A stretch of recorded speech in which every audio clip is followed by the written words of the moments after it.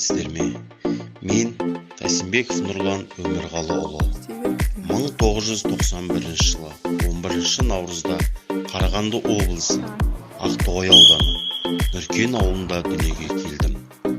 1997 жылы Нұркен Әбдіров атындағы мектептің табалдырығын аттап, 2007 жылы озат оқушы болып тәмамдап, Қарағанды қаласына Қарағанды мемлекеттік университетіне дене шынықтыру мамандығына түстім.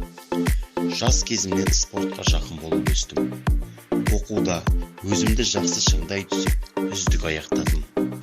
2014 жылы Балқаш қаласы Әлихан Бөкейханов атындағы нөмірі 15 мектеп лицейіне жұмысқа орналастым.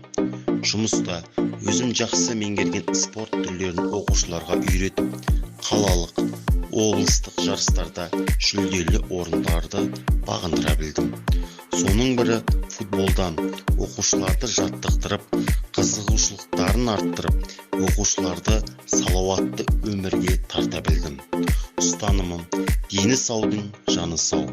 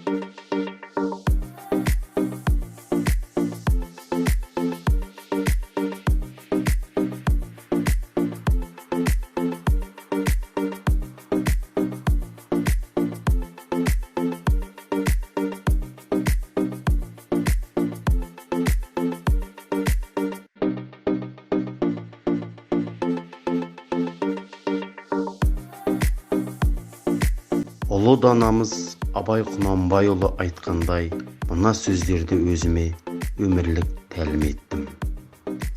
Тегінде адам баласы адам баласынан ақыл, ғылым, ар, мінез деген нәрселермен озады. Сенбе жұртқа, тұрса да қанша мақтап, әурет еді ішіне қулық сақтап. Өзіңе сен, өзіңді алып шығар, еңбегіңмен